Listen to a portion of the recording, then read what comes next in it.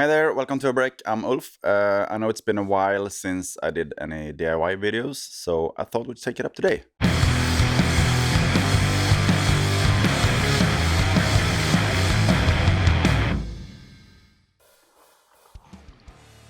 I have this interesting package from DIY recording equipment that we're gonna open up and have a look what we have inside, and then we're gonna build it. So let's do it. The people at DIY recording equipment always have really cool stuff going on, so I'm really excited to open up and show you what I got here.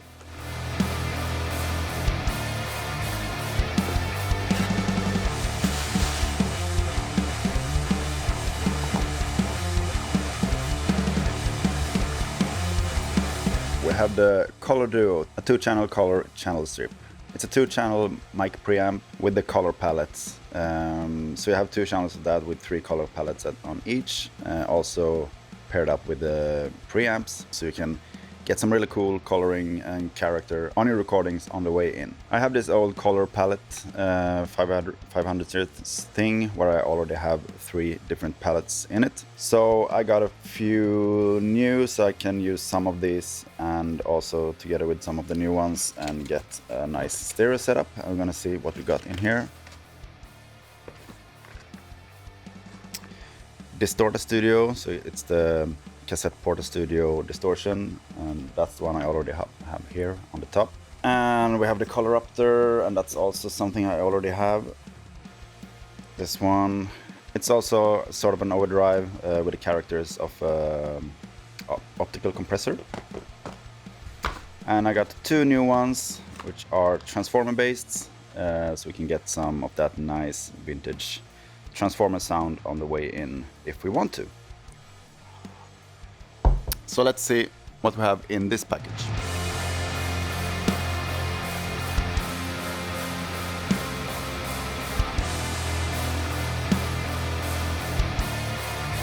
Cables.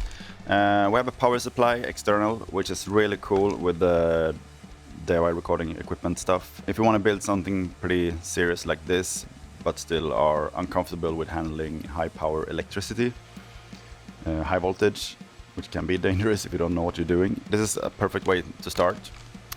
Unfortunately, it's an American plug, so I have to find my own. I have a lot of those American plugs, so if anyone needs some, feel free to contact me.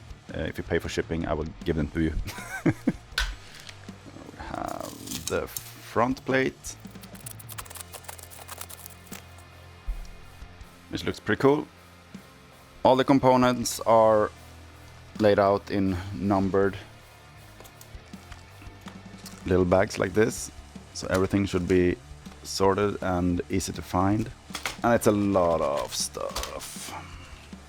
Here's the rest of the rack enclosure, so we have everything we need here to finish. And also a really nice manual on how to use the unit once it's finished.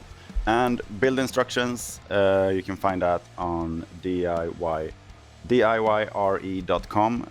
You just look up the Color Duo unit there and you will find the build instructions and everything you need right there. So here are the things we need to build the kit. The basic stuff: we need a soldering iron, some solder and a clipper. That should be it. It's recommended in the guide that you have some tape for some tricky components, and also a desoldering pump if you are doing any mistakes. I'm hoping I'm not doing any mistakes today, so I'm not gonna bring out this desoldering pump, but we'll see.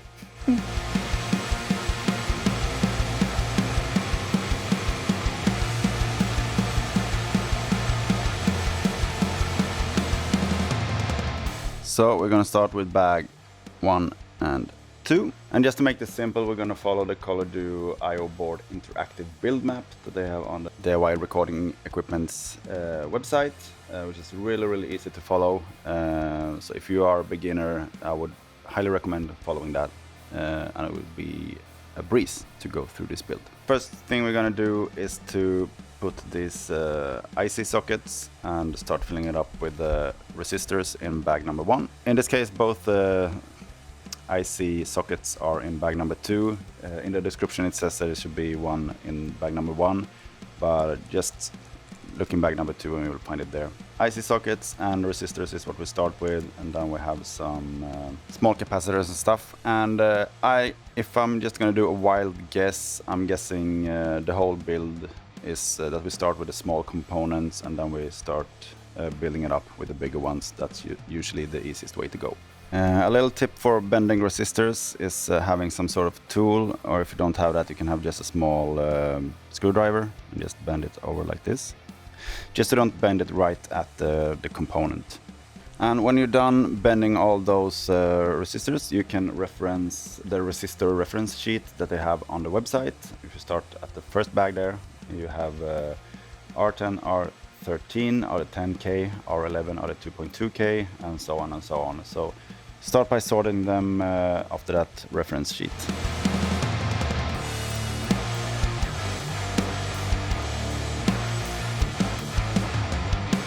And there we go, now I have them in the same order as in the reference sheet. We can start placing them out, R10, R13. Resistors don't have any polarity, so it doesn't matter only which direction you place them. Bend the legs a little bit underneath so they don't fall out when you turn it over.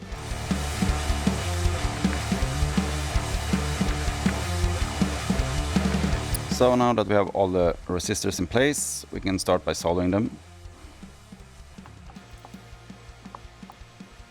Make sure you get enough solder, but not too much. You shouldn't like float out over everything. Also make sure that the legs that you're soldering, that they get hot enough so that solder really sticks, so it doesn't just float on top of it. But also don't stay too long with the soldering iron, so you risk burning the component.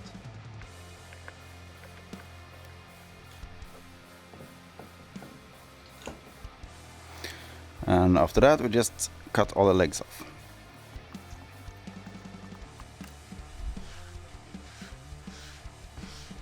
And there you go, there we have the first run of components on this board. Let's continue with bag number 2. And in here we have the IC sockets and some diodes and some capacitors. And some ICs, of course, that are going into the IC sockets. And then we have the IC sockets in place, and according to the build assembly guide, we're now putting the ICs in place. And there are markings on the PCB board in which way you should place the socket, and you can also from that see how you're going to place the IC itself. You just follow the pattern. You see there's a little half circle cut out in the IC here, and it's going the same direction as it is on the socket. And they are in there. And sub bag number 1 in this bag 2 also holds 2 transistor components, so we're putting them in the right place. And if we push this one, we'll see where it goes. And they go here, Q1 and Q2. Those are different and they are actually marked already, so you can see on the PCB one of them are just outlined, and that's the black one. And one of them are painted white on the top, and that goes into the white one. So time for sub bag number 2. And here we have some capacitors. And those are all the same. They don't have any polarity either, so it doesn't matter in which direction you put them in. So we're just gonna find where they go. So it's C10, C11,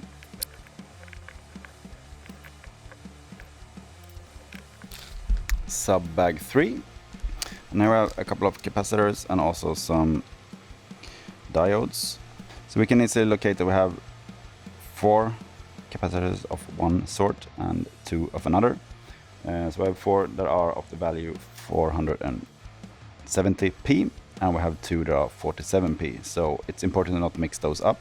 So the ones that are 4 are the ones that are 470, and the ones that are in a pair are the 47. So let's start with the ones that are in 470. And you can also read it on the board. It's 470 and 47.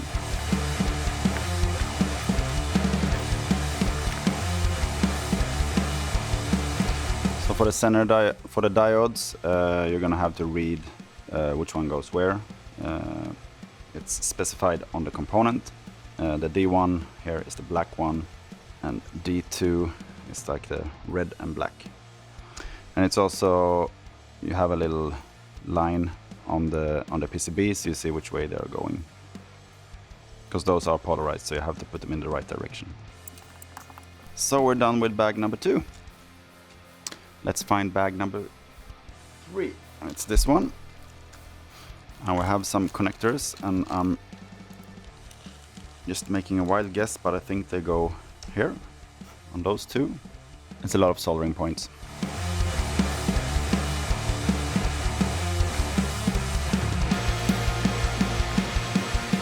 And those screws that came in the bag are also going in there. Apparently it's a good thing to keep them in place. Bag number 3 is also done, and time for bag number 4. And now we're getting into the bigger stuff, larger capacitors and also a relay. And here we also, it's pretty clear that those are polarized. We have a side here that says minus, and a pretty good thumb rule is that the long one on those types of capacitors is the plus side. And same here as with the other stuff, we start with the smaller ones. If you look at the PCB, you can see that one of the through holes is a circular one and one is a square one. The square one is the plus side. The 3 ones that are marked with an L, L1, 2 and 3 are inductors, and they are not polarized, so they go in there any way you want.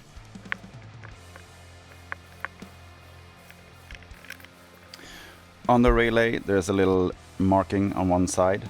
If you look in the build instructions, you're gonna see which way it goes to, and now when I'm putting in there, I realized that it's impossible to put it in the wrong direction. Because the through holes and the legs on this one have to match, and you cannot put it the other way around. And that means we're done with bag number 4, and we're going on bag number 5 that just contains a lot of connectors. And we have 2 TRS. This is probably for the power supply. 5-pinned XLR, 3 male and 3 female. We start with the TRSs.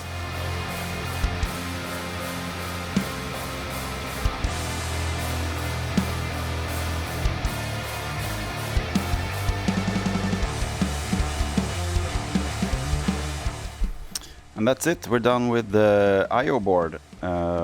So it's time to start with the drawer. Okay, so now when we're done with the I/O board, I thought we're gonna go in and start on the bigger drawer board. I feel like you already hopefully got a sense on how to do stuff with the I/O board, so I'm gonna move a bit quicker on this one and just maybe stop at a few places if there's anything that I think is worth commenting. So yeah, I'm gonna start off with bag number 6.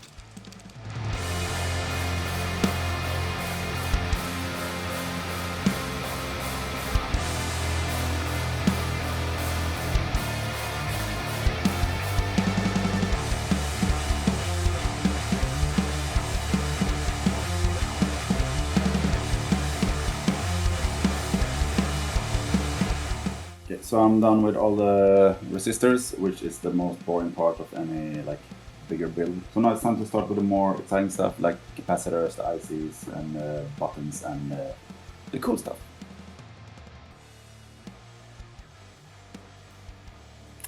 So this little thing here has minus and plus markers on it. It's really hard to see because it's really dark, but it's really important that you put it in the right direction. So locate the minus and plus, and also look at the PCB. Yeah, here, plus minus.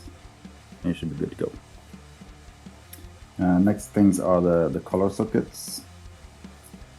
It's 3 on each channel, and they are here on the back side of the PCB. So if this is the front, just turn it over and you find them here. So in bag 12 we have some daughter boards that are connecting to the big board later, with some buttons and stuff on it. So we're gonna populate those. So here we have the daughter boards. We have the pins on the side, and those will fit in here.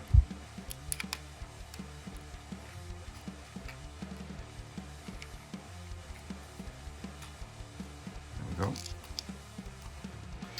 So what we have to do now is have a look at what we have in bag 13. 14 is when everything is inside. So in here we have the drawer rails that we're gonna put on the sides here, so you can pull the drawer in and out.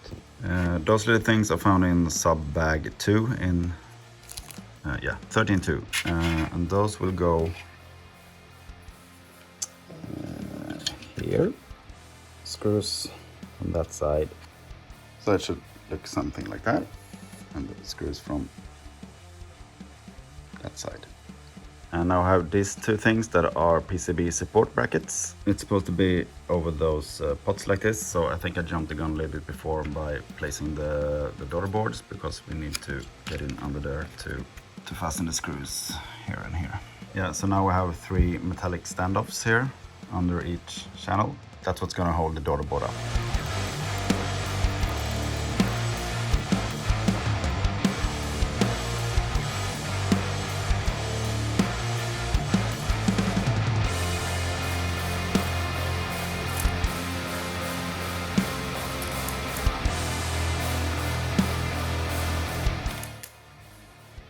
So when all the washers are at place, move all the pots to middle position. Turn it fully left, and then you turn it until it's, or if you want to be really correct about it, it's fully left, and then it's 10 clicks. Those are stepped. So 1, 2, 3, 4, 5, 6, 7, 8, 9, 10, and straight. Yeah. And there we go. We're done with the front plate, and everything inside is done. So the only thing you need to do now is have the color palettes to put inside. I already did a video a while back when I did a color palette module. So you can, if you want to see a bit how that build is done, you can go back and watch that video. But I'm gonna show you now. I have one of those modules here, so I can show you how to put them inside. So all those white slots here are openings for the color modules. The color modules looks something like this, and I just took that one out of my color palette module. Looks like this. So they are here 1, 2, 3 here. So in the color duo here we have 1, 2, 3 per channel. So we can have it in stereo, or if you want to have it as a dual mono, you can have different stuff. But I'm planning to have a stereo setup with the same things in it. You just insert it as sort of an analog plug-in. There you go. And when it's fully populated, you just put it inside the color duo rack. Slide it in. Fasten the screws. So now let's see if we can connect the power supply.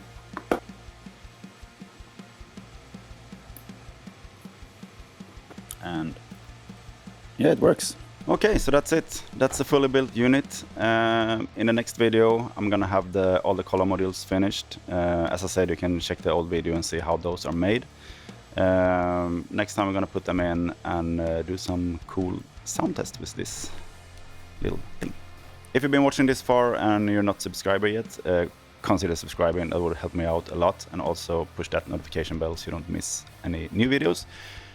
Also hit the thumbs up if you like the content, and leave a comment if you have any questions or any suggestions or any thoughts overall. Bye bye. Cheers.